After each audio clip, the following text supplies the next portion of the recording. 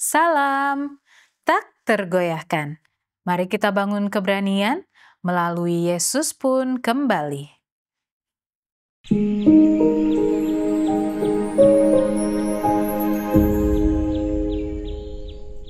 Firman Tuhan memberi semangat dalam Kisah Para Rasul 1 ayat 9. Sesudah ia mengatakan demikian, terangkatlah ia disaksikan oleh mereka dan awan menutupnya dari pandangan mereka. Seorang manusia naik ke puncak gunung dan turun. Anak Allah naik ke puncak gunung dan terus naik. Pencipta tidak terikat oleh aturan ciptaannya. Ia pulang ke rumah. Segera ia tidak kelihatan dari bumi dan kelihatan di surga. Saat ia naik makin tinggi, ia ditemui oleh puluhan ribu malaikat. Alkitab sebenarnya mencatat nyanyian yang dinyanyikan oleh paduan suara surgawi saat mereka menyambut Tuhan mereka yang sudah kembali.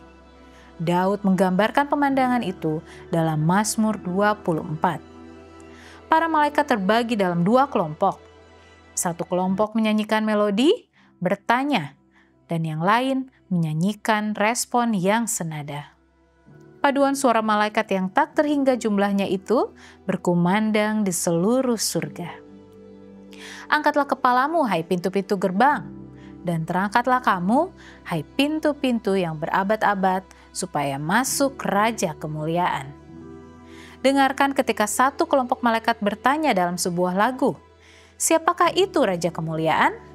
Dan kelompok lain menyahut, Tuhan jaya dan perkasa, Tuhan perkasa dalam peperangan. Mereka tidak bertanya siapakah itu Raja Kemuliaan, karena mereka tidak tahu. Mereka ingin menyanyikan pujian namanya. Lagu-lagu sukacita bergema dan menggema kembali di seluruh sisi langit.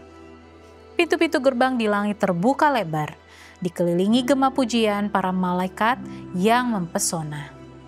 Yesus Kristus masuk ke dalam kemegahan surga yang penuh kemuliaan.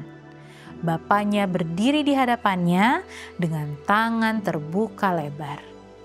Di saat yang sangat indah itu, Bapa dan Anak bersatu kembali. Saat mereka mendekati satu sama lain dalam kegembiraan abadi, keheningan ada di surga. Serafim dan kerub terdiam. Para malaikat bersiap mengangkat suara mereka kembali dalam kesemarakan pujian. Tetapi Yesus mengangkat tangannya dan melambaikan kembali pada mereka. Ia berdiri terdiam di hadapan Bapanya untuk sejenak. Yesus berdiri dan mengangkat tangan yang sudah tertusuk paku dan berkata, Bapa, aku ingin mereka yang telah Engkau berikan kepadaku untuk bersamaku di mana aku berada.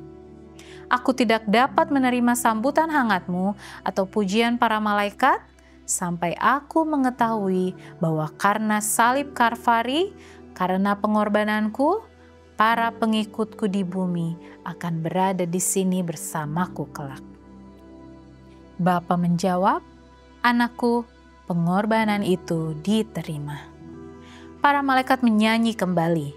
Anak domba yang disembelih itu layak disembah. Kita bisa melihat dalam Alfa Omega jilid 6 halaman 491 sampai 493. Jika Yesus tidak mau menerima rangkulan Bapanya sampai ia mengetahui bahwa saya bisa di sana, maka saya ingin ada di sana. Saya tidak ingin melewatkan reuni penuh kemuliaan yang dirindukan Yesus. Apakah ini menjadi keinginan membara dalam hati Anda juga? Dengan Yesus pun kembali, mulailah hari Anda dengan tak tergoyahkan.